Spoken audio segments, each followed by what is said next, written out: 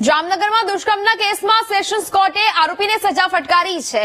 ભુવા જીતુ ગિરેને કોર્ટે 19 વર્ષની સજા કરી છે। તાંત્રિક વિધિના નામે પરિવારને આરોપીએ વિશ્વાસમાં લીધો હતો। પરિવારની યુવતીનું અપહરણ કરીને તેની સાથે દુષ્કર્મ આચર્યું હતું। 15 સાક્ષીની જુબાની અને 43 દસ્તાવેજને ધ્યાનમાં લઈને કોર્ટે ચુકાદો આપ્યો છે।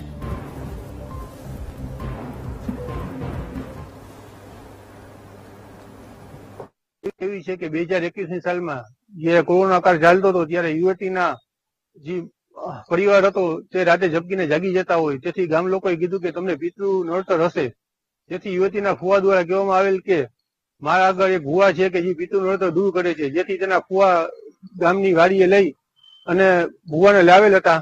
ભુવા ત્યાં પરિવાર ભેગો રહેવા લાગેલ હતો અને ભુવાએ અમુક હવન હોમને કરેલ હતા। ત્યારબાદ પરિવારને વિશ્વાસમાં લઈ લીધો હતો અને એક દિવસ આ યુવતીને એવી ધમકી આપેલ કે તું છે ને હું કહું તેમ નહીં કરીશ તો તાંત્રિક વિધિથી તારા પરિવારને જાનથી પતાવી દઈશ, તેમ કહીને યુવતી સાથે દુષ્કર્મ કરેલ હતું।